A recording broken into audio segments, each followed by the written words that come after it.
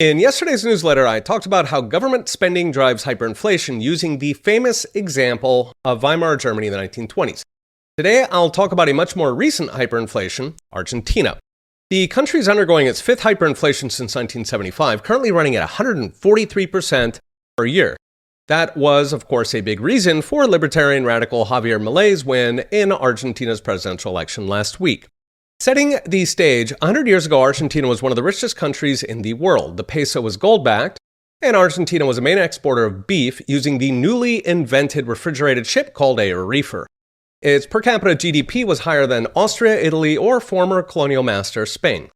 This all changed starting with the election of socialists during World War I. Like American progressives, they passed laws controlling factories and working hours, shutting women out of work. They established government schooling and nationalized energy and transportation, the commanding heights of the economy. Once the Great Depression hit, they had the excuse to ditch the gold standard and launch a government industrial policy that, like all socialists, backfired. Despite a near 50% devaluation of the peso, making their beef cheap, agricultural output plunged, leading to an economic crisis.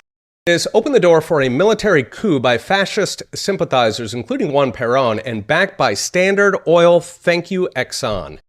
The coup was initially welcomed by large crowds in Buenos Aires, but the National Socialists governed little better than the regular socialists, squeezing business and spending enormous amounts of money.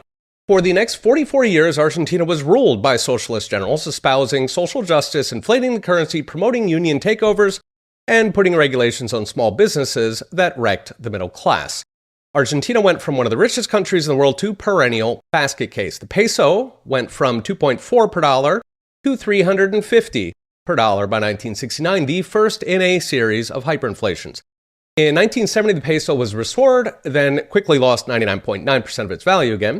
It reset again in 81, lost 95%, again in 83, lost 98%, 1985, lost 99.9% again. Finally, in 1992, Carlos Menem restored the peso to dollar parity.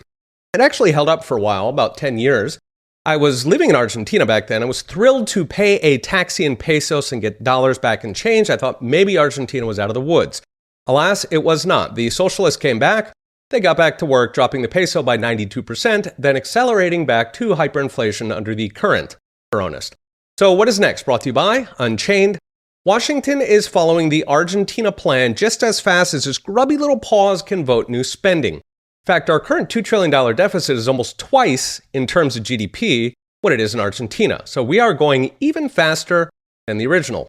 Unfortunately, it took decades for Argentinians to vote for change, because that same money printing pays cronies, government workers, and welfare recipients, all of whom vote. Almost a third of Argentinians work for the government, another third are on welfare. America is actually getting close, with about 1 in 5 Americans working for the government, and 30% also getting welfare. Toss in cronies, and things have to get really bad before enough will vote for change. Check out this week's article on government spending and hyperinflations at profsaintange.com. Okay, we'll be watching. See you next time.